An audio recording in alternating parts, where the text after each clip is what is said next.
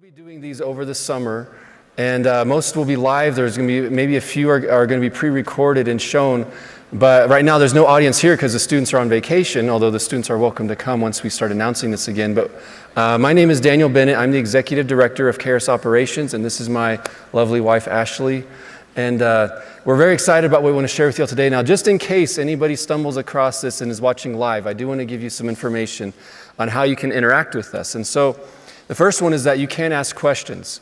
Now, if we don't get very many questions today, we may just go a little bit into our Q&A time, or we may end up ending a little bit early. But if you'd like to ask some questions, you can text in your questions to 719-212-2555. So 719-212-2555. You can also email your questions in at livequestions@awmcharis.com. This should be on your screen right now. So emailing probably works better if you're international, but either way works for us. Also, you can have prayer. So if you would like to call into our prayer line, the phone number for that is 719-635-1111. And if you're on our main website, live.awmi.net, you can also click the chat button, and then there you can request prayer. And so whether you want to do that during the message or afterwards, that's available. And so right now, though, I want to introduce our topic. We're very excited about this one. Something that just God put on our hearts when we were thinking about sharing together. Obviously, last time didn't go so terrible that we decided to do it again. It's our second time teaching together.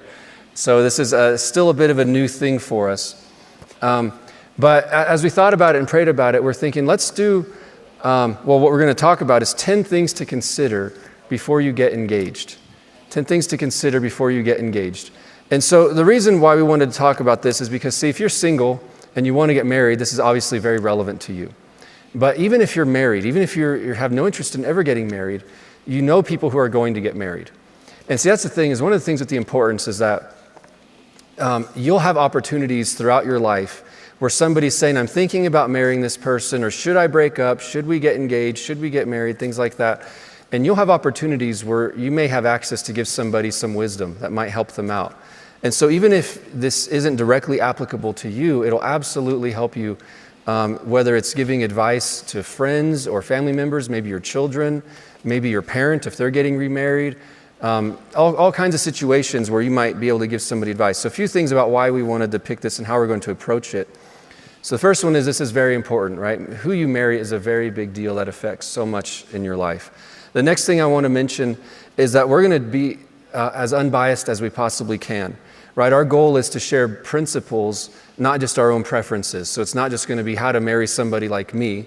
There is nobody like me. I got the one and only. Yeah.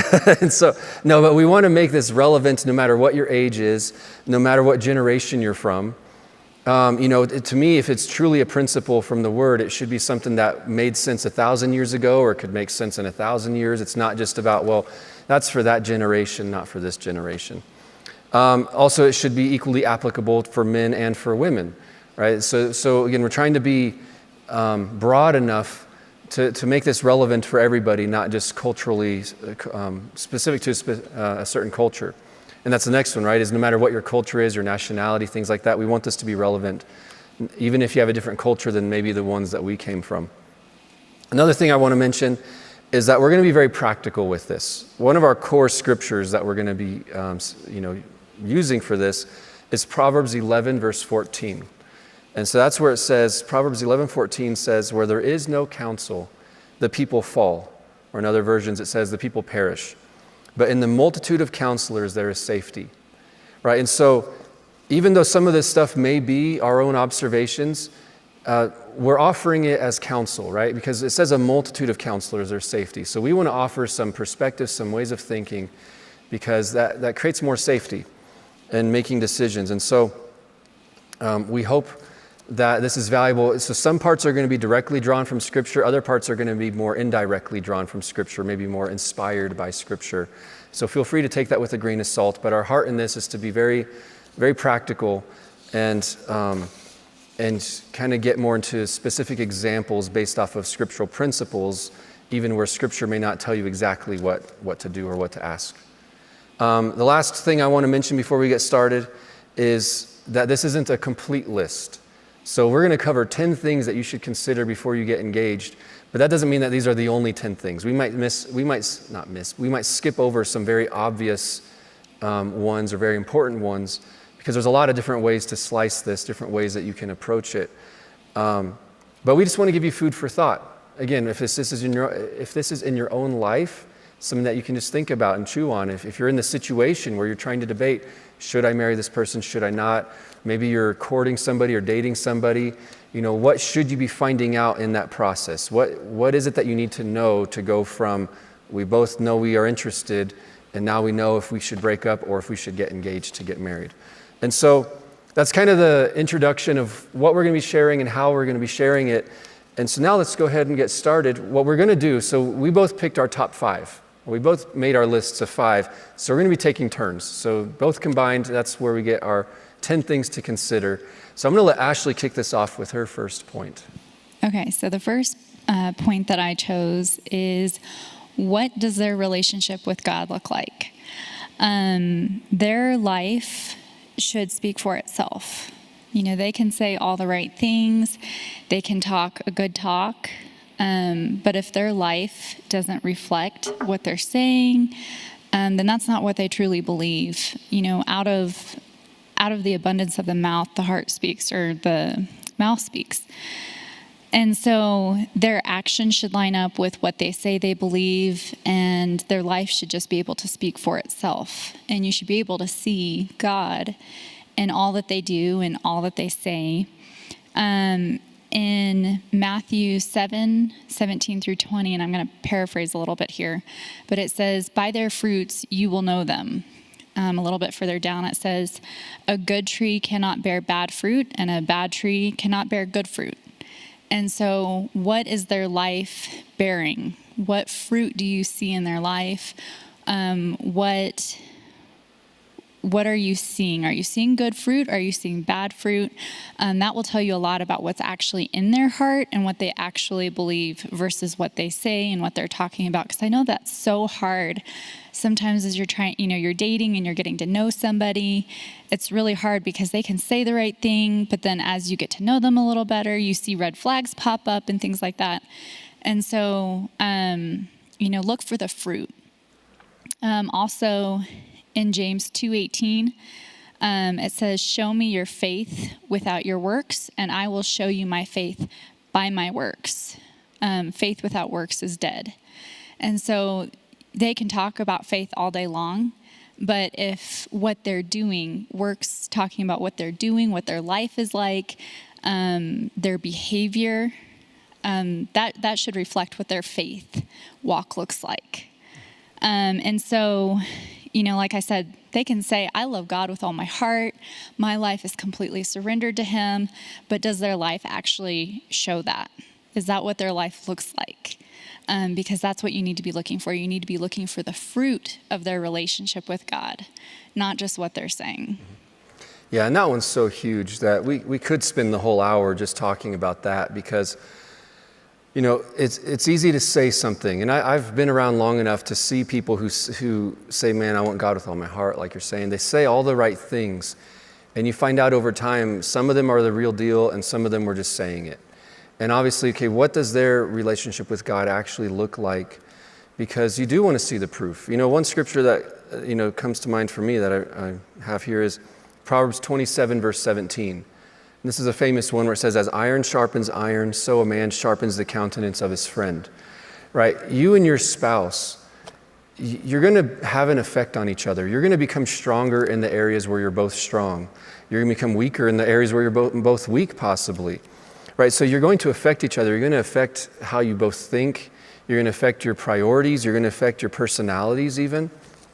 And so you want to marry somebody who has a relationship with God where you're okay with them having an effect on you.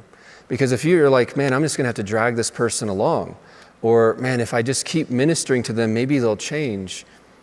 Okay, now what's the average of that, right? If you put both of your hearts in a blender, so to speak, what's going to come out? Is it going to be something that's really strong and it's iron sharpening iron and you're both going to grow stronger together than you were going to apart? Or is it going to be, "You know what, they were all talk. I genuinely wanted this and they kind of tricked me." So yeah, that's why you want to see the evidence in their lives, because again, you're going to multiply each other, the good and the bad. And so it's like, okay, are we going to multiply each other in the areas where I want to be multiplied? Fruit is so important. So again, And just to jump in a little bit on that point, like what you're saying, you'll rub off on that person and they'll rub off on you. And so, if you're prone to complaining, and now they're going to start complaining more because they're around it more. And so, you just want to be aware of those things and realize, okay, wait, how they are, I'll start to become that. And how I am, they'll start to become that as well. Not 100%, but, it's just like Daniel was saying, it does happen. Yeah. I've seen so many times where you see couples over time. And I mean, I've seen couples, again, over the years, they become really strong in one area, but I've even seen people where they both fall away from the Lord together because they spend so much time together and they're bouncing things off each other, where if they'd maybe married somebody else, they might have gone a totally different direction in their life. But because of who they married, it changed what they value, it changed their priorities. Because, if you complain to somebody and say, man, this is just the worst, if they agree with you, it's stronger now. But if they say, well, I see where you're coming from, but don't forget this and this and that. Now it's kind of like, oh, now this person's helping me go this direction instead of that direction. So it's very, very crucial of what is their relationship with God like, not just yours, right? You may be like, man, I'm solid, so it's okay if I marry this person. I like them. I'm confident in their potential. Well, you want to see evidence. You want to see proof. And we'll talk about this a bit more in some of the other points. But again, the first one being, what does their relationship with God look like? You want to consider that before you choose to get engaged. And by the way, we haven't completely seen each other's notes. So while Ashley's talking, I'm kind of like, that's a good point. I didn't think about that. And so she doesn't know half of my points either. So moving on to the second one. So this next one is, who are they actively trying to become? Who are they trying to become? But not just who do they wish they could become, not just what do they hope they could become, but who are they actively trying to become? So like we were just saying, talk is cheap. It's so easy to just say, well, I wish this and I want that, and when I grow up, or when I'm in my 40s or 50s or 60s or whatever, at the end of my life, this is the life I wish I will have lived. Okay, but what are you doing about it? What's the evidence? Who are they trying to actually become? One way to actually see this, because see, when you're young especially, you may not know. You may be like, I don't know what I'm called to do. I don't know who I want to be. Okay, but there's some ways that you can get some evidence, gather some fruit, just to kind of see parts of their heart. One of the questions that I love is, who do they admire? That's such a good picture of finding out what somebody values and what somebody is trying to go in that direction. They may not succeed, but who they admire tells you a lot about what they think success looks like, right? If they really admire, say, an athlete, okay, well, what is it about them that they admire? Well, I just admire that they're rich and famous and can do whatever they want. Okay, that tells you a little bit about their priorities. Or if they say, man, I just admire their excellence and their devotion to what they do. Okay, that's a different thing, okay? That means that you value somebody being excellent at what they do. So across the board, you can admire different people for different reasons, but it shows you, it's kind of a window into their heart. If somebody says, like, I admire this celebrity with a horrible life and that celebrity with a horrible life and that one, okay, what are their priorities? Do they want the same thing that you want? Or if they admire like really, really kind people, really, really loving people who just love the Lord with all their heart, and it's like, man, I want to be more like that person. That gives you a picture of the direction they're trying to go. They may or may not make it. Someone says, I admire billionaires because I want to be a billionaire. It doesn't guarantee that they'll become a billionaire, but it does mean that that's the direction that their heart is currently pointing. That's kind of where they want to go. I don't know if you wanted to add anything to that. Yeah, it's really telling who people admire and what about that person they admire. It reminds me, Daniel got really into watching videos of Kobe Bryant because he was like, I just admire his drive and his giftings and how he just puts them to use. And so it wasn't that Daniel was admiring this man who was wealthy beyond, comprehension, but it was that he put so much effort into it, and he was such a good ball player, and his heart was in it. It was those things that Daniel was admiring, and why he really got into watching videos of him. And, so like, that's very telling too, because it's like, oh, so Daniel's not like chasing after, oh, I want to be, a filthy, billionaire or whatever. It's no, like filthy rich. Filthy rich. Yes. Not Sorry. that billionaires are filthy. Yes. Filthy rich. But, it was that he admired who he was, it was what was inside of him that he was admiring. Yeah, you can find specific traits that you really admire. So say, for example, like with that example, I love people who are amazing at what they do. I love people who pour themselves into it.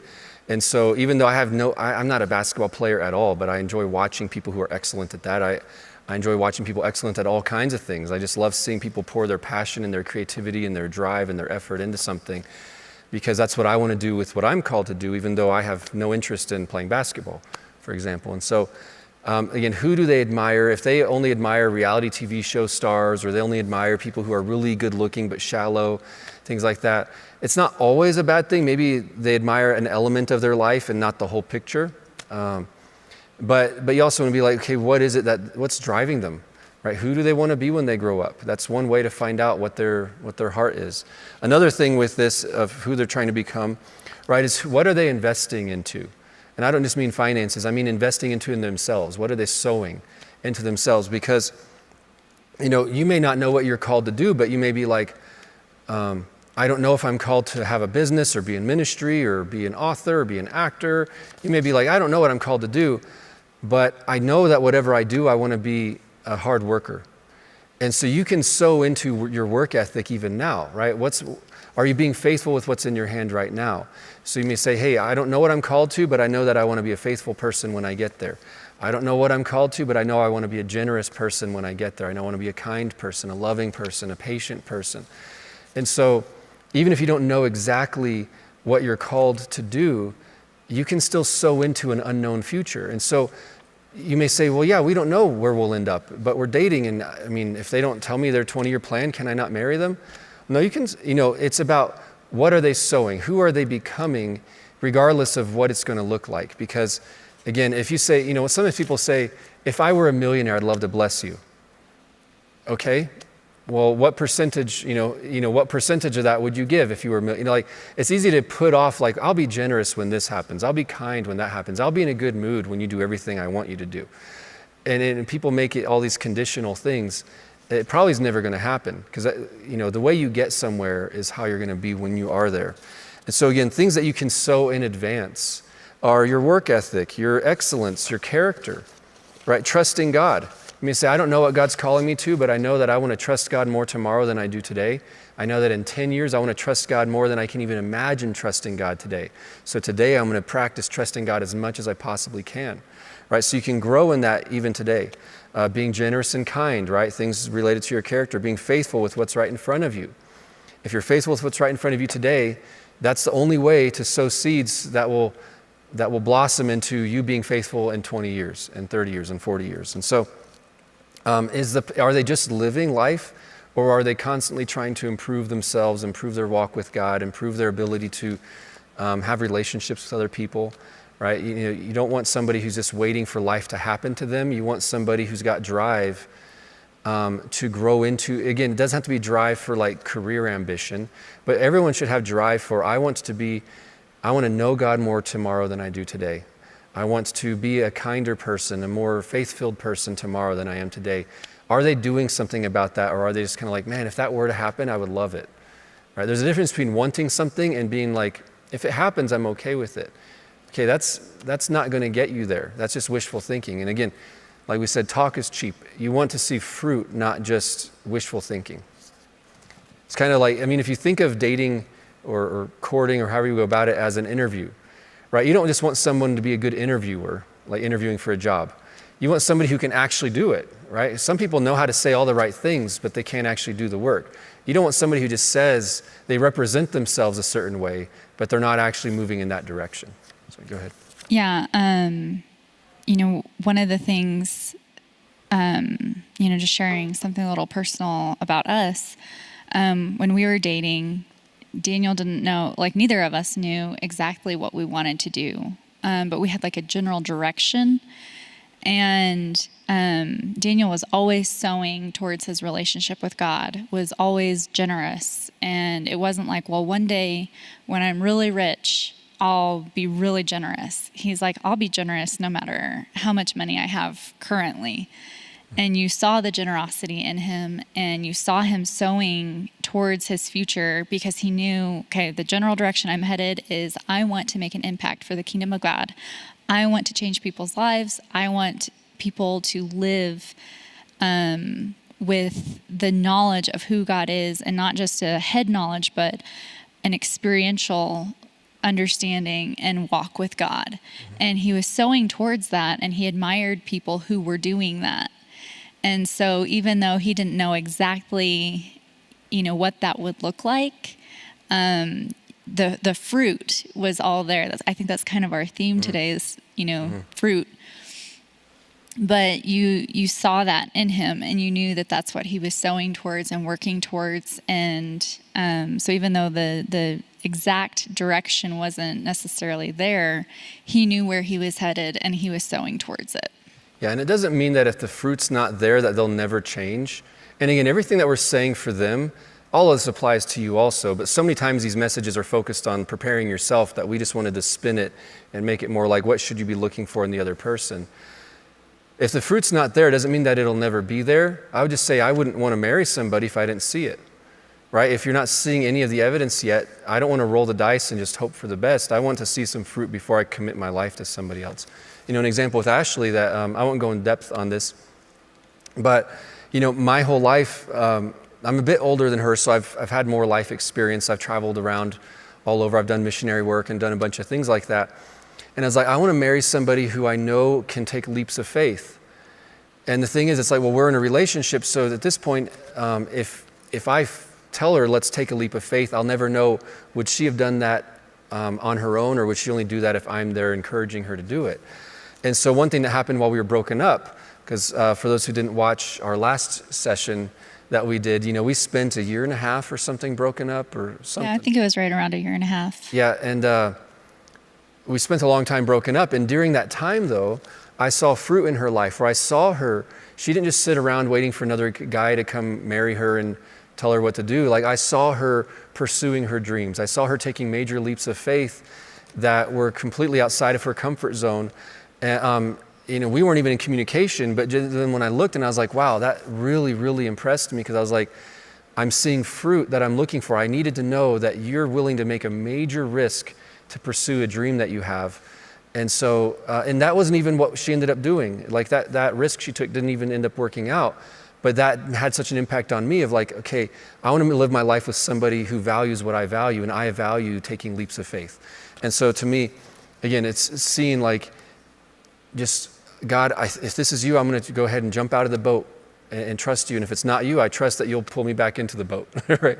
And so to me, that was really important. Another thing on this same point is, what do other people see? It's not just the evidence that you see, because you're biased, right? You're in love with them, you're smitten, you've got butterflies, emotions, hormones, everything going on.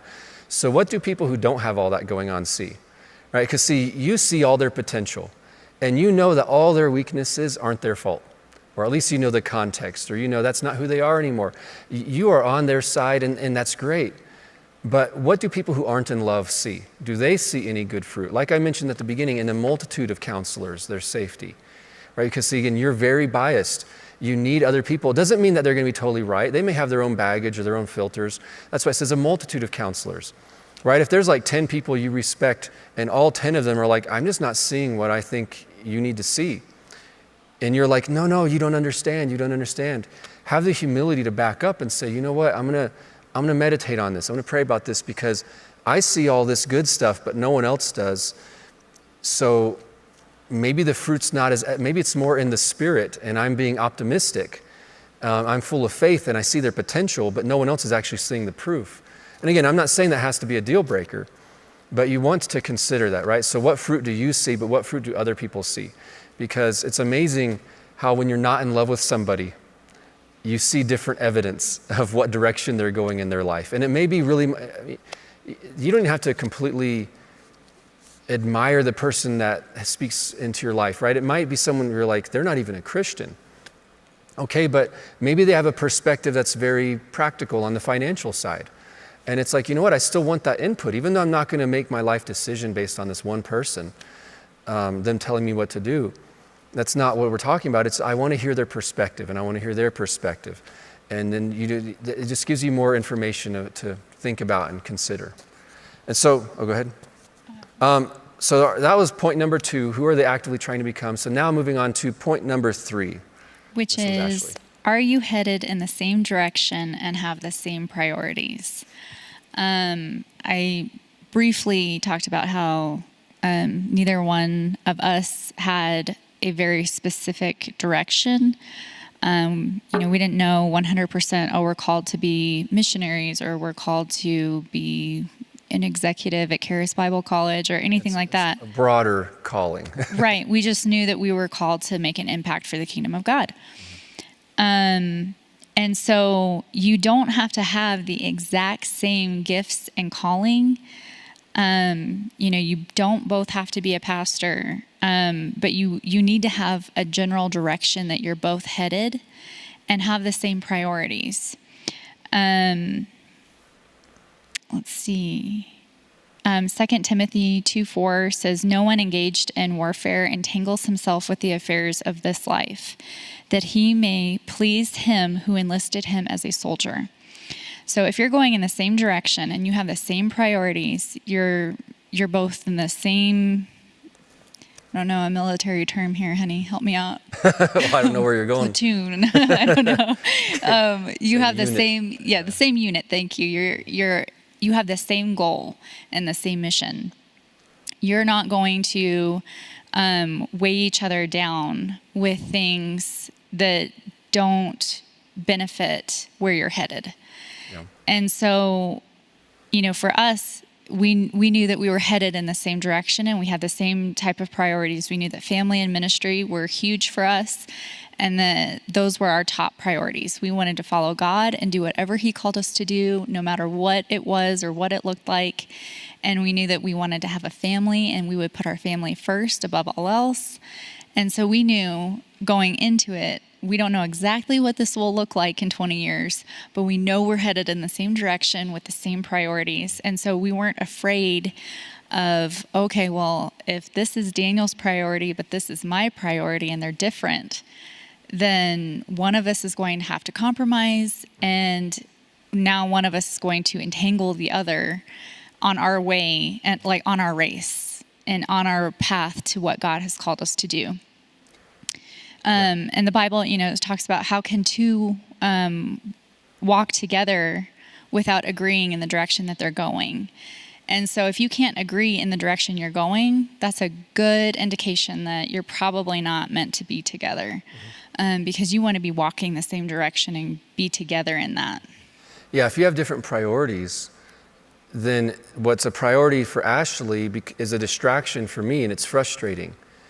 And what's important to me is a distraction for her, and it's frustrating for her.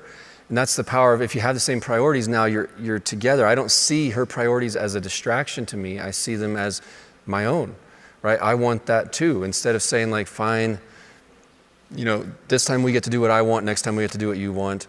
But man, I could be so much better at what I'm called to if I didn't have to worry about what you want to do. And you could, she's thinking the same thing. I could do so much better at what I want to do if I didn't have to worry about what you're trying to do.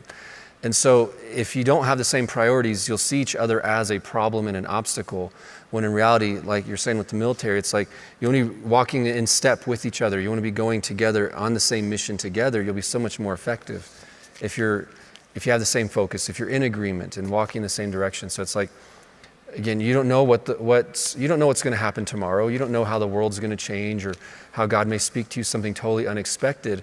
But if you have the same overall priorities, then we want the same thing ultimately. At its core, we want the same thing. And so we can overcome all that stuff together. We can walk that stuff out with God together. Yeah, and just kind of like lifestyle and calling too. like if one of you grew up on a ranch and you want to be a rancher your whole life and have, 500 acres and live, a slow paced life and peace and quiet, and that's the lifestyle that you want. And that's the direction you're headed, and you just know that that's what God's called you to do, or you feel like that's the direction God called you to because you have peace with that. But then, he wants to be a CEO in New York City for some massive company. Well, that's an incredibly different lifestyle, and that's not the same direction. So you're not headed in the same direction. You don't have the same goals in life. You don't have the same priorities at all. And so those are just things to look at and look for. They could be a great person, but just not the best fit for you. And then, like I said, priorities, family is and has always been our number one priority. And you want to be sure that you marry somebody with the same priorities so that, like Daniel said, it's not a distraction and frustration for you when you're trying to make this your priority, because to you, that's what's most important. But for them, that's like priority number 10. Mm-hmm. Yeah, like imagine what if I was like, yeah, I care about family, that's priority number 4. But for me, my highest priority is to be filthy rich. Again, we're not against being rich at all, so I'll stop saying. Billionaires are not filthy. They're yeah, but if I say, no, my top priority is to provide for my family, to build a foundation of wealth for future generations, and my number one priority is to build wealth for all of the family in the future. And so then I'd be like, well, now I'm frustrated that she wants to be a stay-at-home mom, right? Because it's like, no, our goal is to make more money. We can make a lot more money if we both worked, and we can outsource childcare, right?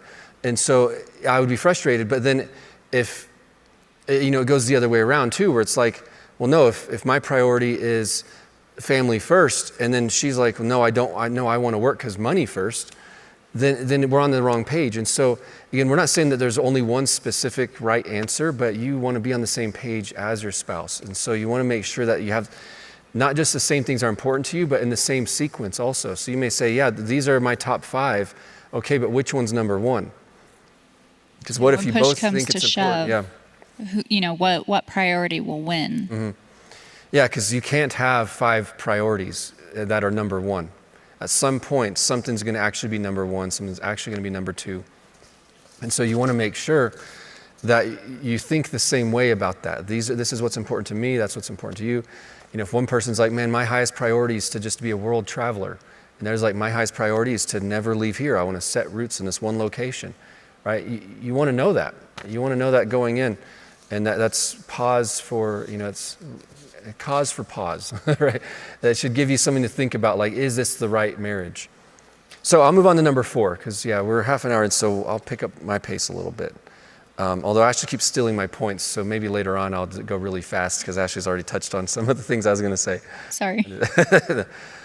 Great minds think alike, right? So number 4 is, how much do you trust them?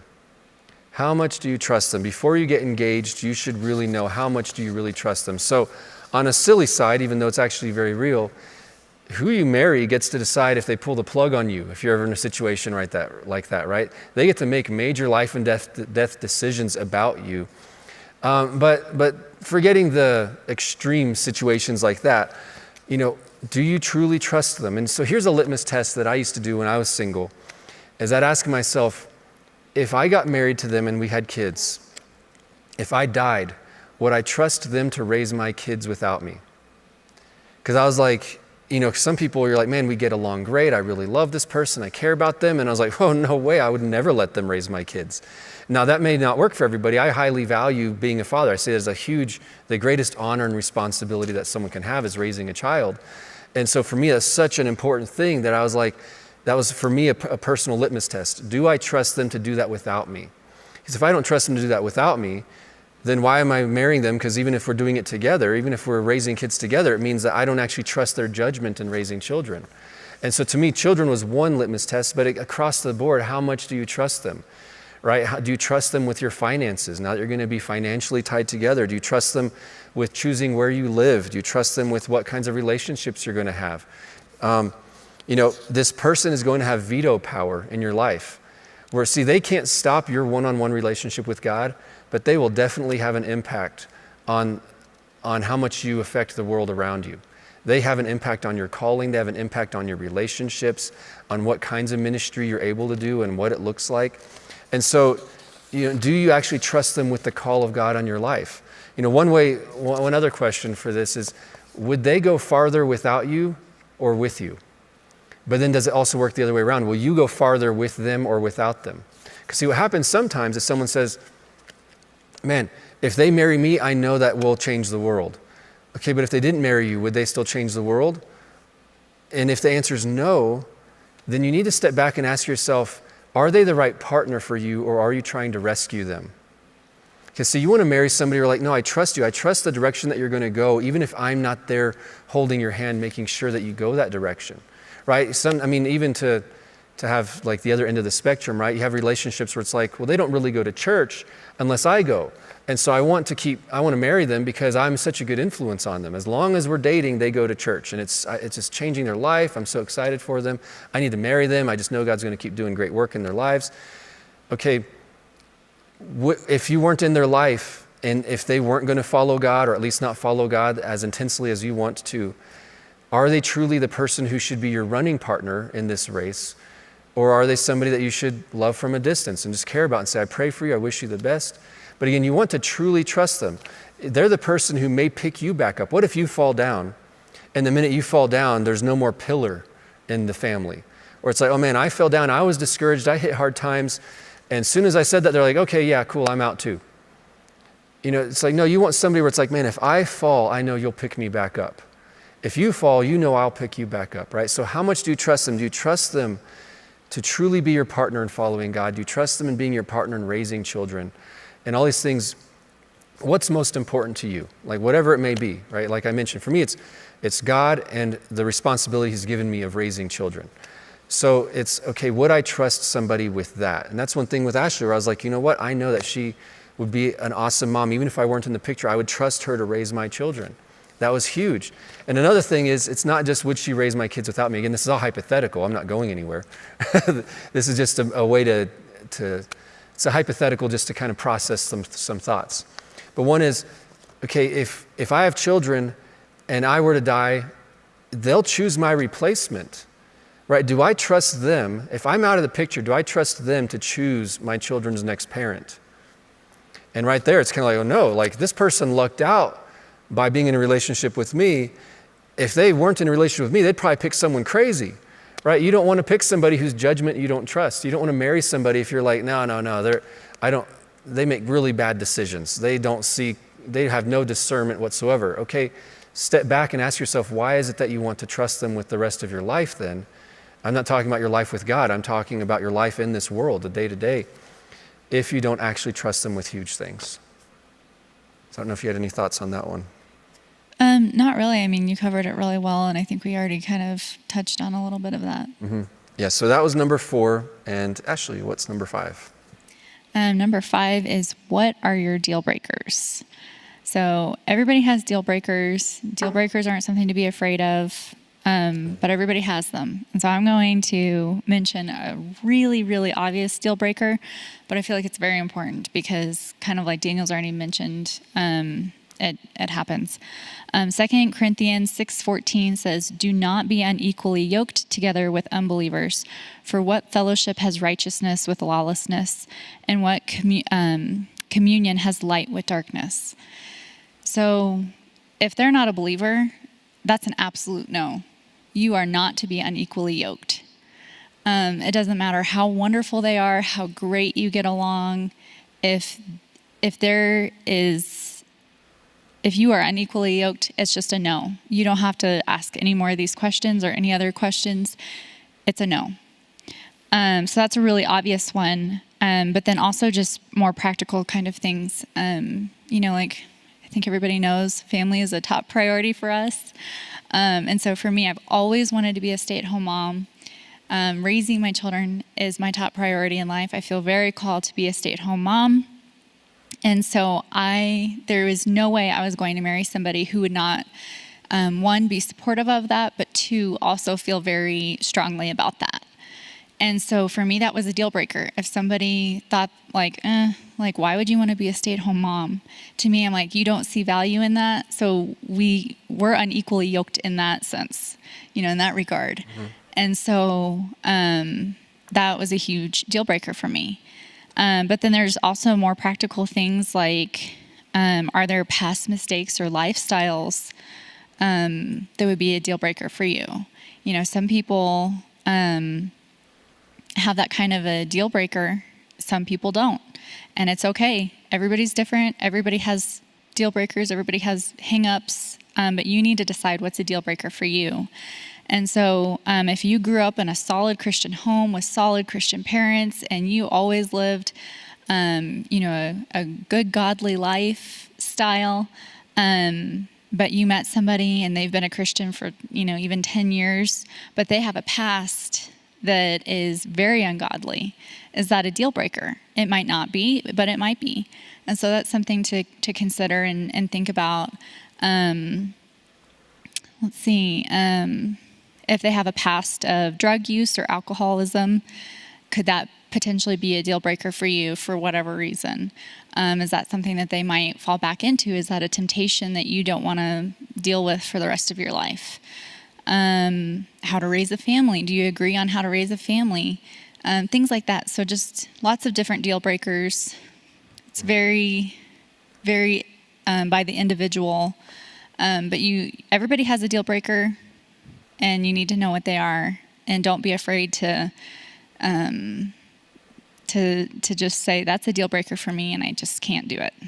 Yeah, usually when people are confused about like, should I pursue this relationship or continue it? Should I not?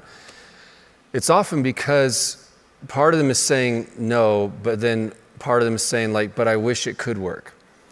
Because it's kind of like, yeah, this one area I don't want to compromise what God put in my heart of the marriage I wanted over here, but I really, really, really care about them.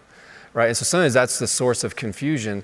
And so to me, like Ashley's saying, if you have deal breakers, that's okay. It's okay to have a reason. Just because you choose not to marry somebody doesn't mean that they're a bad person. It doesn't mean that you don't care about them. It doesn't mean that they're going to be unhappy forever. It just means this isn't the marriage that you want, and that's okay. It's not casting judgment on them, right? The way I like to look at it is there's billions of people that I'm not going to be married to. And they can't all take it personally, right? Where it's like, yeah, there's billions of people that you're not going to marry. That's okay. It doesn't mean that billions of people are bad people. It doesn't mean that they're bad, they're not marriage material. It just means this isn't the marriage that you want. Like one thing that I told one girlfriend at the time, years ago, I haven't told this in front of Ashley before. No, and I told her, I was like, she's a good person. And I really genuinely cared about her. But I was like, it's like, you're milk and I'm chocolate, and together we make chocolate milk. And this didn't work, by the way. Don't use this. And I said, but I don't want chocolate milk.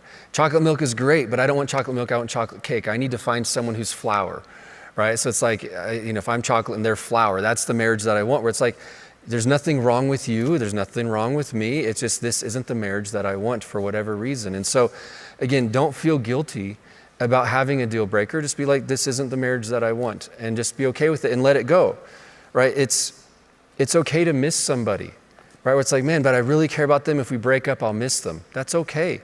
There's tons of good people out there that you don't get to be in a relationship with all the time.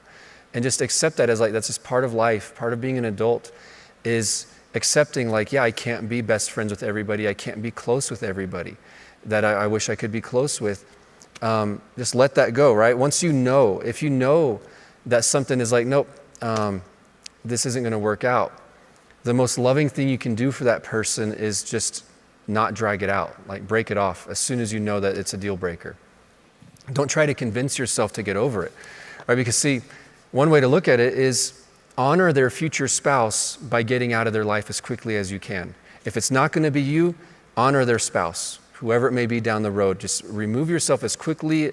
Again, it's like ripping off a Band-Aid. It's like, you know what, if it's not going to be me, I'm not going to drag this out. I'm not going to try to stay friends for a long time. No, let's just cut this thing off because we were trying to find out if we should get married. We found out the answer is no. Okay, I'm not going to become baggage in your life, right? So that's one way to honor them and honor their spouse. And so, again, don't pressure yourself to overlook a deal breaker just because someone else doesn't think it's a big deal. If someone else says, man, that sin in your past, that really, really, if somebody else says that sin in their past, that doesn't bother me at all. There's grace. I'm okay with it. I forgive. Awesome. But if it bothers you, it would be unfair of you to marry somebody knowing that you'll struggle with this for a long time, that you'll be frustrated by it or hurt by it or sad by it or concerned about it. Again, even if the reason you have concerns are because you're not mature enough or because you're shallow, what if you're like, man, you're just too ugly? And you're like, man, but I don't want to be that shallow. If you are that shallow, though, don't marry them. Don't try to pretend you're not like that. Just say, no, marrying you is not going to solve this. I'm going to keep growing as a person, and I'll outgrow this someday. But right here, right now, I shouldn't be trying to marry you if there's a deal breaker in my life. And so you don't have to defend your decision. Just say to yourself, this isn't the marriage that I want. And just trust God and be like, I'm going to cut it off. It's okay if I miss them. It's okay if they're a good person. Just because you don't marry somebody, see, that's what happens a lot of times. If they dumped me, they must be a bad person. So me and my other friends are going to talk about why they're a horrible person to help me get over them. Or if I dump them, it's because they're a bad person. I need to convince myself that they were a horrible, horrible person. It would have ruined my life. Maybe they wouldn't have. Maybe they're a great person. It's okay to break up with somebody who's a good person. If somebody that you like and care about and have fun with and just a wonderful person, that's okay. There's a lot of great people out there that you're not going to marry, and that's okay. So did you have anything else on that? Or? Just one other thing. Like Daniel was saying, it doesn't make them a bad person if there's a deal breaker for you. And it doesn't make you a bad person either if you feel like that's a deal breaker for you. And so don't feel condemned and don't feel bad. And if you're on the flip side of it, where somebody's saying that thing that's in your past, or, even if it's something like, I have debt. Well, to me, finances are really, really important, and I'm debt-free, and I've worked very hard my whole life to be debt-free. That is a deal breaker for me. Mm-hmm. It doesn't make them a bad person. It doesn't make you a bad person for saying it's a deal breaker. Mm-hmm. And so just give each other grace and just realize, okay, that's a deal breaker. This isn't going to work out. Yeah. And if you find out about a deal breaker after you're married, that's when you take it to God and say, okay, well, I made a covenant with them, and so that's where you go a different direction of like, okay, there is grace for this. God, show me how to overcome this and for this to not hurt or not to be a concern. Again, and I'm not talking about one specific type of deal breaker. Yeah, it could be for anything from debt to fitness to diet to priorities to family. Like what if one person's like, yeah, as soon as we get married, I never want to see our families again. And the other person's like, no, I want to live next door to my family, right? You need to know these things. If you're like, well, that's a deal breaker. Okay, we'll just be like, okay, then maybe this isn't the right relationship. At the very least, back off from any level of intimacy that you have with them, whether dating or courting or something like that. But now again, backing off can be very difficult if you've crossed the line, right? Whether it's physically, emotionally, or spiritually. If you've gotten way too intimate for someone who's not married, then it's going to hurt a lot more. And that's part of why God doesn't want you to do that. You don't want to get too close. Whether, again, we most of us know not to get too close physically. Right? You shouldn't get engaged sexually in a relationship if you're not married to them, but it can happen emotionally or even spiritually. What if they're your prayer partner and you just build your whole walk with God around this relationship because you're dating or you're in love, all these things. Now backing off is going to really hurt. And so sometimes people are like, because that looks like it'll hurt too much to back away from how close we are, we might as well just go the other direction and go ahead and get married and marry somebody that they knew they weren't supposed to. So let's move on to the next one. So number 6. Number 6 is, how do they treat people? We'll have to go kind of quickly because we'll probably go a little bit into our Q&A time because I don't know if we'll get many questions. How do they treat people? This is a really big deal. Luke 6, verse 45 says, a good man out of the good treasure of his heart brings forth good, and an evil man out of the evil treasure of his heart brings forth evil. For out of the abundance of the heart, the mouth speaks. Right? If somebody criticizes people, mocks people, is condescending to people, is rude to people, that's coming from somewhere. So even to me, it's like, even if it's, they aren't rude to people that in their family, they're not rude to the people that they're friends with, they're just rude to customer service employees, they're rude to servers at restaurants. That's a problem, right? Because it's coming from somewhere. So even if it's not being pointed at you right now, and you're like, well, they don't talk to me like that, they would never talk to me like that. But if it's in there, that's a problem. And maybe down the road it will be pointed at you. Maybe it won't. Either way, there's something in there that's a problem. How do they treat people? Some of you may have heard the saying, like, how do they treat their mom? That's a good picture of how they're going to treat you once you're married. So again, across the board, if they gossip, because again, you have to remember right now they're in love with you. They would do anything for you. They want to impress you. They're putting their best foot forward. But how do they treat people that they take for granted?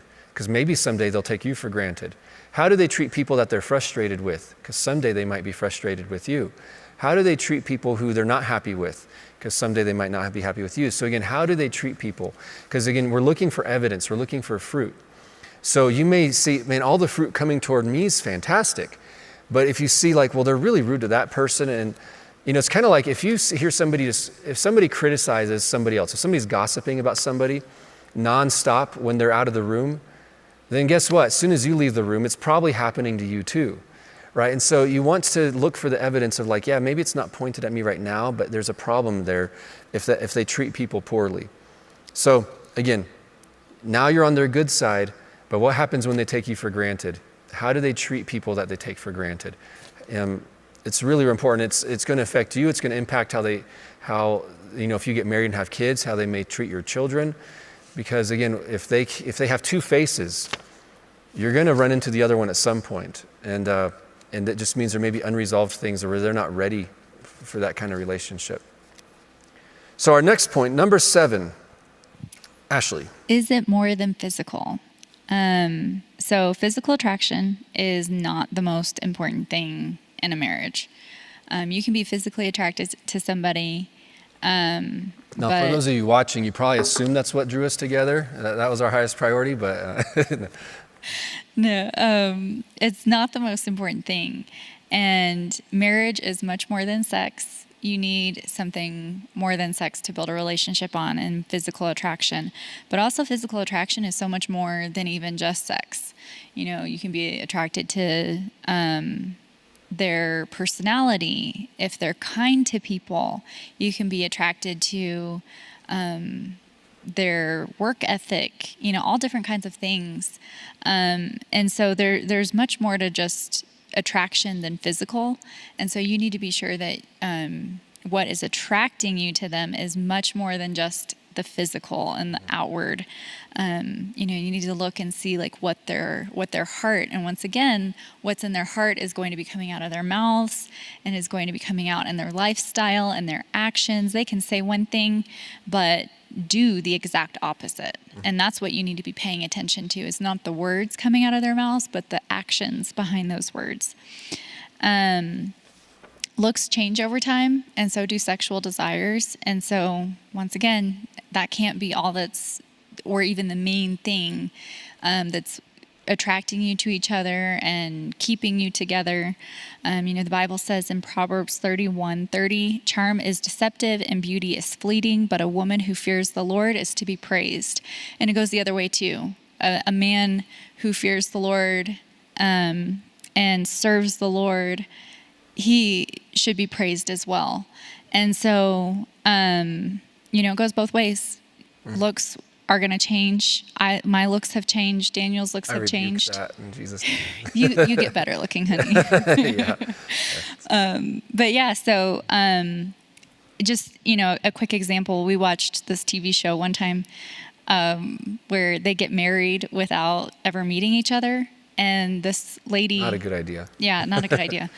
But this lady was not attracted to the man that they matched her with at all. But they went ahead and got married. And she was like in tears.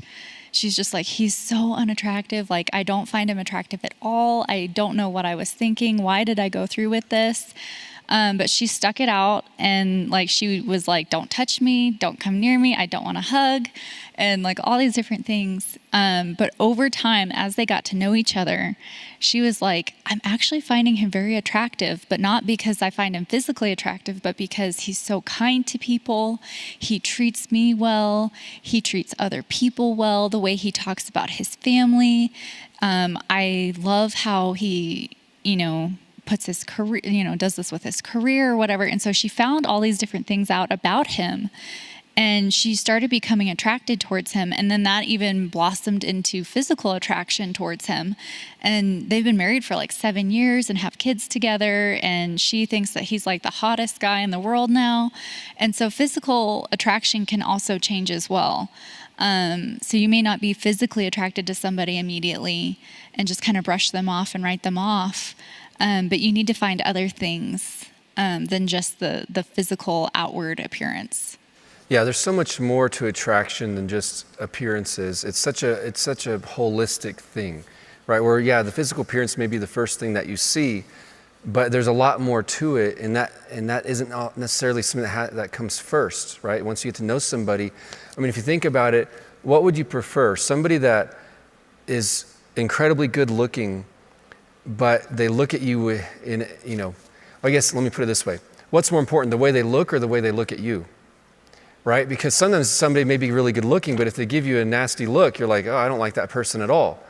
But if it's like, man, when I look at them, what I see in their eyes, what I see in their face, I just love that person. They're just amazing. And I'm drawn to that. Because there's a lot of people that, I was just thinking recently, there's a singer that I started listening to some of his songs recently, and I was like, this guy is not very attractive. And yet his personality, his talent, his charisma, his confidence, all these different things have made him somebody who's adored, and people think he's very attractive, even though he's not, if he had a different personality, if he didn't have the talent, if he didn't have the charisma or the confidence. And so many times what we think is just like, oh, it's because of the looks. Well, in reality, it's like once you get to know the person, that really transcends what they look like on the surface. And so a few questions on this one, right, is again, is it more than physical? What is the root of attraction? Are you truly attracted to them? Are they truly attracted to you? Right? Are you a prize that they're chasing, or do they actually enjoy you? Do they actually want you to be in their lives? Do they actually want to get to know you and learn you and relearn you? Because you're going to change, they're going to change. Do they actually have a desire to get to know who you really are? Or are they just in it for do they just love how you make them feel? Or do they actually love you? Do they care about you, or do you just like what you do for them or how you make them feel or something like that? Like, you make me feel accepted, therefore I'm drawn to you. I don't really care about you. I just love that you make me feel accepted, right? And so a few things that you can be attracted to. Ashley already touched on some of these. Like young people typically say, it's looks or personality, and they pretend those are the two things. Well, I'm not just into looks, I also care about a good personality, but there's so much more than looks and personality. Often the word personality, the way people mean it, means their charisma and their interests, right? But again, there's so much more. You've got their character, their priorities, the way they live their daily lives, their supportiveness is something that can be very attractive. Like, wow, you believe in me. That's really amazing. It can be their vision for life, their sense of fun. And I won't even say sense of humor, because not everybody cares about humor, but everybody does care about fun. And it can be different. It can mean different things for different people. You can be attracted to their sense of fun, though. You can be attracted to their work ethic, to their spiritual goals, to the way they earn money, to the way they spend money, right? There's all kinds of things. The main thing to remember, though, is that you're not signing up for a body, you're signing up for a life. It's okay, you want to be attracted to what you're actually getting yourself into. Who cares if they're really good looking if you can't stand how they spend money, you can't stand how they raise kids, you can't stand their relationship with God, you can't stand that they hate you. All these things, it's so much more than that. You can be attracted to who they really are and the lifestyle that you're going to be living together. And so on that note, I'll move on to number 8. And this one is, do you have complementary dreams and callings? And Ashley touched on this one a little bit earlier. Stole my notes. No, just kidding. And so basically, you don't need to have identical goals. You don't need to have identical callings, but they need to be complementary. And what I mean by that is that, see, a lot of people are looking for their clone. Like, if I'm called to be a teacher and a missionary and do this and that, I need to find somebody who also wants to be a teacher and a missionary and do that and that and that. I'm just making this example up. But see, or you're like, man, I want to be the CEO of a Fortune 500 company. I need to find somebody who wants to be the CEO of a Fortune 500 company. Now, that obviously is going to create problems. If you both want the exact same thing, sometimes you might actually be competing with each other instead of supporting each other. What if both of us wanted to be stay-at-home parents? Then we should have married other people, right? Because it's like, no, we both want to have the same priorities, if we both value family. but I celebrate her role and she celebrates mine. She supports me and I support her because we want the same thing, but we have different roles for how we're going to get there. And so you don't need identical goals, but you want complementary ones, complementary dreams and callings. You may have some things perfectly in common, but again, it's like, what if both people want to teach? And now they're like, well, why do you get to teach? It's my turn to teach. Now I have to watch the kids while you're teaching. That's no fair. You got to watch the kids while I'm teaching. And whatever it may be, of I need to move here for my career, but you want to move there for your career. You married me. You knew I was a career person when you married me, right? Because sometimes people think I need to marry somebody who's just like me, when that may be a terrible choice. Now I'm marrying somebody who wants to be, if a husband marries a wife who wants to be the husband, and if a wife marries the husband who wants to be the wife, if you want each other's roles or whatever it may be, you're going to be frustrated. And so there's so many different versions of what this can look like. You just want to make sure, will our combination work? Are we going to be stepping on each other's toes, or are we going to be excited about what each other feels called to do? Will it help each other? Because what she does helps me. My life has completely transformed since we got married because of her passions and priorities and the way she complements what was already in my heart that I wanted to do, but it multiplied. It grew to a much higher level when we got married. And it's like, hey, I'm focusing even more on the parts that God put on my heart to focus on. She's focusing even more on the parts she's called to focus on. So to me, that's very, very powerful. Is same goals, different roles, I guess is one way to put it, right? So we want the same thing, but we can't both be in the driver's seat in the same car, right? One of us needs to be, I guess I was thinking like if it's a tank, right? Someone's driving the tank, somebody's shooting the tank. You can't do both. And so, you want different roles, but going in the same direction. Go ahead. Yeah, and you don't want to be compromising all the time either. Like, you don't want to be the one that has to make every compromise, and you don't want to have to say, well, I compromised last time, so now you're going to have to compromise this time. You want to work together and it not be a hindrance or a frustration or an annoyance. Yeah. And so if you how we mentioned earlier, if you're going in the same direction, you have the same priorities, and your dreams and callings go hand in hand, then that's much better. Because then you're not going to be frustrated and annoyed. And for me, even though ministry is a huge part of what I feel called to do in life, I know that I'm in a season, and for me right now, my season is pouring into my children. And to me, that's the greatest ministry opportunity I'll ever be given. I'm never going to have a captive audience like I have right now with my kids. And so to me, they're my greatest ministry opportunity. And I'm not frustrated that, Daniel has, he's teaching classes at the school. He gets to do, the live Bible studies and this and that. I'm not frustrated by it. I'm excited about it because I'm helping him reach people who need to hear what God is trying to speak through him. And so I'm not frustrated by it. I'm excited about it, and I'm supportive of it because I'm helping him do what God has called him to do. He's helping me do what I'm called to do, and it works out so great, and we're not frustrated with each other's roles. Mm-hmm. Yeah, and I've shared in the past even honoring each other's roles. I think last time talking about that, where it's instead of feeling like my wife has a closer relationship with the kids than I do, in the sense that she spends way more hours a day with them. And part of me is kind of jealous of that, but I love that my kids get to have that relationship with their mom. So I still have an amazing relationship with my kids. And I'm so glad that she gets to spend even more time with them than I do. And so, we honoring what each other does, celebrating it, rejoicing, because again, we're supporting each other, where it's like what I do helps her do that. And what she does helps me do what I'm doing. One scripture with this is Proverbs 31, verses 10 through 12. And most of us know about Proverbs 31. But it says, "Who can find a virtuous wife? For her worth is far above rubies. The heart of her husband safely trusts her, so he will have no lack of gain. She does him good and not evil all the days of her life." And then it goes on and talking more and more about all these different ways that she multiplies him. And again, the principle I think goes in both directions, where here it's talking about a virtuous wife is someone who multiplies the effectiveness and success of her husband.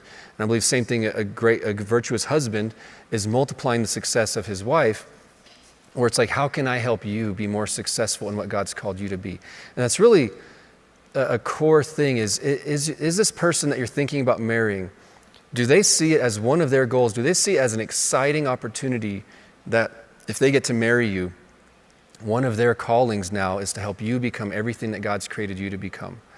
And do you feel that way about them? Do they feel that way about you? Where it's like, it's not just help me. It's I want to help you discover who God created you to be and become that person.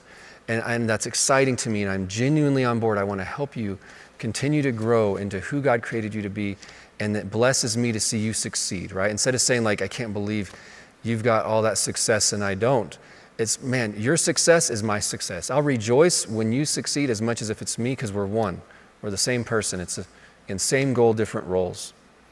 Let's move on to number 9. And by the way, I checked, and so no questions yet. I'll check again in a little bit, but we'll go ahead into the Q&A session to wrap up and points number 9 and 10, and then we'll be done. So point number 9, do you feel complete in Christ? I'm not saying that you need to walk perfectly in this revelation, that you are a complete person in Christ, that your spirit is 100% complete and you feel that outwardly. But I do mean you need to feel secure and like a whole person. You don't want to marry somebody because they complete you or they're your better half. There are no better halves. There is nobody who's going to complete you but Christ. The Bible says in Colossians 2:10, and you are complete in him who is the head of all principality and power. And so if you are looking for somebody to complete you, well, that's Christ. And that's the only person who will ever complete you, who will ever come close to completing you. And so you need to know that, and you need to, as you're pursuing a marriage relationship, you need to know that person will never complete you. They can make you better. They can help you and push you to become a better person. Iron sharpening iron, but you have to be a complete person, and you have to be a whole person before you're really going to be successful in marriage, because you're putting something on them that they'll never be able to fulfill. Daniel will never, ever make me feel like a complete person. No matter how much he tries, no matter how good he is to me, he's never going to complete me, and he's never going to make me feel like a complete and whole person, because that's not his responsibility. That's not his job. That's not his role. That's Christ. And God doesn't want somebody to complete you. He wants to complete you. He loves you. He's jealous for you. And so, you need to realize that going into marriage is that person's never going to be your better half, and don't look for a better half. Just find somebody, like we're saying, who complements you, who is going the same direction, who you have peace about, who you want to do life with, and who you'll be able to help each other run the race that God's called you to run and do it well. Yeah, that's really good. Again, it's do you feel complete in Christ? Do they feel complete in Christ, right? If either one of you is trying to build your walk with God on the other person, then that's unhealthy. And either you're going to be sapping the life out of them, or they're going to be sapping the life out of you. And so to this last one right now, number 10, is what daily life do they want to live? And this is a really big one. It's very practical, but it's a very, very big one, because see, it's very easy, actually. It may seem hard sometimes, but it's much easier to find somebody you connect with on the big things. It's easy to be like, man, I want to live for Jesus. I want to be a missionary. I want to be a business owner. I want to be a politician. I want to be a little league coach. I want to, whatever it is, I want to be a millionaire. It's easy to find people you connect with on the big goals, and even people who you connect with on the big goals and you enjoy their personality. But what I want to dig into here is that life is actually a bunch of little moments. And so, Solomon, Song of Solomon, chapter 2, verse 15 is where it talks about, it says, catch us the foxes, the little foxes that spoil the vines. I didn't actually realize that that's where this came from, is little foxes spoil the vines, which means it's little things that ruin everything. See, you may say, well, usually it's not like, well, we didn't connect on this very big thing or that other big thing. That can happen. But often it's like, no, we had the same big things in common, but it's all these little things we didn't think about that are causing all the issues. right? People who do pre-marriage counseling, one of the main things that they cover really is expectations. What do you expect from marriage? What do you expect from marriage? What do you expect your role to look like? What do you expect their role to look like? And so there's so many little things that sometimes we don't consider that can be a really big deal sometimes. And maybe some aren't a big deal to you. Maybe they're a big deal to the other person. Or maybe some are like, man, I didn't realize that was important to me. And so here's a few examples. Where you live, what you eat, how much you work, what kind of work, when you wake up, when you go to bed, how much of a social life do you want, how much entertainment, how much ministry, how many kids, are the kids a responsibility or are they the highlight of the day? How do you save money? How do you spend money? How do you argue? How do you talk? How much do you talk? What kinds of vacations do you go on? How do you spend holidays? How do you relax? How much do you relax? Do you watch TV or movies? Do you read? Do you play games? Right? What's your definition of making it? What's their definition of making it? Right? What does success, some people may be like, man, if I were rich, I would just love to do this and that and that. And you're like, really? That's what you'd want to do if you're rich? I'd want to do that and that and that, right? Someone may be like, if I had $1 million, I just want to sit on the beach and just retire and be done. And someone's like, if I had $1 million, I'd want to start a company and try and make $100 million. Okay, that's two totally different definitions of success. And so, again, what daily life do you want? What daily life do they want? Because these are the areas where people get married and then they get shell shock, right? Or they get, culture shock really at a small scale of like, what do you mean you want to work all weekend? Weekends are for relaxing. And it was like, what do you mean you want to hang out with people all weekend? Weekends are for family time at home. What do you mean you want to, I've used this example before, some people are like, when we eat dinner, we watch TV. We eat dinner in front of the TV. Others are like, I can't believe that. No, you eat dinner around the dinner table and you have a conversation as a family. Or one thing with Ashley and I, where I was like, I loved having breakfast as a family.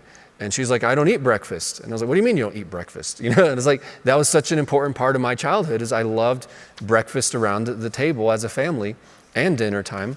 And so we're like, okay, we'll navigate this together, right? And so it doesn't mean that these are all deal breakers, but these are things that you need to consider because this is what your life is actually going to look like. This is what day-to-day life looks like. See, the big stuff, it's kind of like, those are just designations. Those aren't actual moments where it's like, oh, I want to be this, I want to be that. Life is a series of little moments. This is what it actually is like. And who cares if you check every box of your big dreams if you can't stand your daily life? Like, man, I had a goal to do this, I had a goal to do that, I did all that, but I hate my life, right? See, these are the things that really, really matter. And this is where you want to consider some of the things that people may ignore. Sometimes when you're young and in love, you're like nothing else matters as long as we love each other. Well, no, a lot of things actually do matter. And so here's a few examples, right? And again, none of these are deal breakers, but they might be for you. And that's what you need to think about. Is this important to you? Is this not important to you? In what way? Right? Here's where things like age differences can be a factor, right? If it's like, wow, our age difference doesn't matter to me, no big deal. Wait a minute, they don't get any of my pop culture references. And they have memories of things I've never even heard about before, right? So you want to consider that. Age differences, fitness differences. What if you want to go hiking every weekend and they want to be a couch potato, right? If you want to be a couch potato, marry somebody else who also wants to be a couch potato. If you want to be a fitness expert, then marry somebody who wants to do that. Where you're like, what if you're like, I want to spend 4 hours in the gym every day. That's really important to me. That could completely shock the person who thinks you're really hot. Right? They may love the fruit of your working out. They may not realize the price you're paying to look like that. Cultural differences, whether it's nationalities or regions or just subcultures or things like that. There's regional difference or kind of where they live, right? If there's a difference between wanting to live in the city versus the suburbs versus out in the country, things like that. Upbringing, how do you want to raise your kids? Right? That can be totally different. In some families, it may be normal for like the mom to chase people around with a flip-flop and slap them when they mess up. Someone else may be appalled at that. And both sides are kind of like, no, that's totally normal. That's fine. That's just what she's like. Right? And so you want to know these kinds of things. Languages, right? I grew up very internationally, right? So I grew up in different countries and moved around. And so, you can make a marriage work even if you don't speak the same language, but know what you're getting into. Right? And okay, which is going to be the dominant language? Are we both going to try and learn each other's language? Things like that. You need to consider these things. And, like if you have kids, okay, are the kids going to be bilingual? And are they, when they're at home, are they going to speak English or Spanish. Right. So do I need to learn Spanish so that I understand what you guys are all talking about? Because that's what you talk, you guys speak in Spanish at home, and I'm just kind of like, I can catch every other word. Things like that matter, and they make a huge difference, but that might be really important to somebody. Yeah. And, even like for us, before we got married, Daniel was like, Santa Claus is a big issue. And I was like, what do you mean? And he's like, I don't want to do Santa Claus. And I was like, okay, that was not a big issue for me, but it was a big issue, but it was a big thing for him. Basically, the way I see it is, I'm not going to lie to my children. And so I was like, I don't mind Santa Claus decorations. I don't mind songs that mention him, but I'm not going to tell my children that it's true. And so I was like, if you believe in lying to your children, then I don't want to marry you, right? For me, it's a deal breaker. And some people are like, oh, that's silly. For me, it wasn't, because I'm like, no, lying is lying, and I'm not going to toy with their childlike innocence and their childlike faith. Now, again, you may completely disagree with me on that, but again, that's why you're not married to me, right? So yeah, and so for him, that was a bigger thing for him than it was for me. I could have gone either direction. It didn't really make a difference to me. And then when he explained it to me, I was like, well, I do see where you're coming from, and I do agree with that. But it was a much bigger thing for him. And so, I was like, okay, we won't do Santa Claus. That's not a big deal. And it's never bothered me once. It's never been an issue. But I know for some people, like, that would be a huge thing. Like, some people are like very into Santa Claus, and that was like their childhood best memories. Yeah. And so even things like that where you wouldn't even think of that, because it's like, well, Santa Claus, who doesn't do Santa Claus? I've known a lot of couples who've had major disagreements about that specifically, actually. And usually it's because of like, these are cherished memories, it's just fun. And others are like, absolutely not, this is lying. And both see it as like, they're appalled that the other person has a problem with it. And so you just want to work those things through. Again, it doesn't have to be a deal breaker. It could be, but you just want to know what you're getting into. Yeah, or even just things like holidays in general. How do you spend your holidays?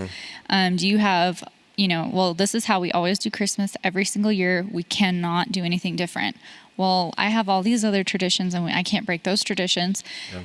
Do you find a way that works for both people, where both people are happy, not just compromising, but truly happy, and like, okay, this is how we do Christmas together now? Or will one of you always have to compromise, or is that a deal breaker? Yeah, if one of you digs your heels in and the other one's like, I have to do it your way or else you're going to throw a fit. And like I've mentioned in the past, sometimes emotions can be a form of blackmail, where it's like, you're going to get it if you don't give me what I want. And that's just very unhealthy, when you basically are, without saying it, you're threatening people of like, I'm going to make a scene, I'm going to ruin our day if you don't do what I want. And so that person's like, fine, just to keep the peace, I'll give you what you want. You want to just know these things in advance of like, okay, in what areas is it really, really important to you? And I don't mind being the one to die to self, to give up what I had in mind because it's so much more important to you. And then in other areas, it's like, hey, you know what? Let's create our own traditions. Let's not do it your way or my way. Let's just come up with what we want to do as a family. And that's the next one here, is family, right? For some people, they may be like, once we get married, of course, we still are going to spend every single moment with our extended family. Maybe in some cultures, maybe we're going to live with our extended family, right? What if somebody else is like, absolutely not? Like, you see family once a year. And so you want to know these kinds of things because it's a really big deal. What if one of you is like, well, of course, when my parents get older, they'll move in with us. And there's like, are you out of your mind? That would destroy my life. And so you just want to know these things. And I'm not saying one's right and one's wrong. You just want to know, what's their vision for daily life look like? And what's yours look like? And do you want the same thing? Is it close enough? It won't be identical. So you want somebody who's willing, where you're both willing to say, I hear where you're coming from. And you can both say, okay, you know what? It's more important to you to do it that way. It's more important to me. And you can have that kind of dialogue, but you want to know these things going in, because daily life is how life is lived, right? Life is lived one moment at a time. And then you look back and you can put labels on it and say, I was a missionary, I was a teacher, I was a whatever. But in the moment, it's just, no, literally, what did I do today? What time did I wake up? How late did I stay up? What did I eat for breakfast? That's what life is actually all about. It's these moments. And so, again, it can even be church, right? What if one of you is like, we'll be at church every time the doors are open, and the other's like, no, we'll go on Sunday. Okay, you want to just know what you're getting into. These are just things to talk about and consider. Again, these don't have to be deal breakers. These can actually be very healthy. If you talk these things through in advance, it'll kind of help answer the question of like, you know what, I can picture myself living life with this person. And you know what, the way that we talked about it, the way we worked through the areas we disagreed, I trust them more now because I trust that they'll have a healthy conversation with me when we disagree. We've both had some give and take, things like that. So this can actually be a relationship building tool. It's not just a checklist of disqualifiers, right? Of like, go through the list, we're breaking up, something like that. So yeah, just to wrap up, I'll go through all 10 again really quickly, and I'll give you all one last chance to see if there's any question that came in. But this is kind of we didn't announce this one at all, so this is kind of a surprise, but I hope it still blesses you, those of you who are watching this later on. So the first one was, what does their relationship with God look like? Number 2, who are they actively trying to become? Number 3, are you headed in the same direction and have the same priorities? Number 4, how much do you trust them? Number 5, what are your deal breakers? Number 6, how do they treat people? Number 7, is it more than physical? Number 8, do you have complementary dreams and callings? Number 9, do you feel complete in Christ? And number 10, what daily life do they want to live? And so, again, there's more to consider than this, but I think this is a very solid beginning of whether you're thinking about dating somebody or you're already dating them. Even if you're already engaged, it's not too late. I personally think that you want to be sure you want to marry them before you get engaged. That's kind of the whole point. But again, all of this in the context of hearing God's voice, prayerfully considering everything, and just God will lead you by peace. And so again, if you have confusion in some area and you're just back and forth, by definition, that's not peace. So when in doubt, don't get married. Wait until you have that peace. And say, God, if the reason I don't have peace is because I'm being immature, because I'm being scared, because I have baggage, I have issues, I've been hurt before, then pray for God to remove all that from you so you can hear him clearly, and then you'll have peace one way or the other. Like, you know what? Breaking up's going to hurt, but it's the right thing to do. Or you know what? It's intimidating, but this is it. I think I'm supposed to marry this person. And so we pray this has been a blessing to you. And next week, I believe, anyway, going forward for the rest of the summer, we will have more of these sessions, either live or pre-recorded. But we pray that this has been a blessing, and we look forward to seeing you again soon. So have a great rest of your day.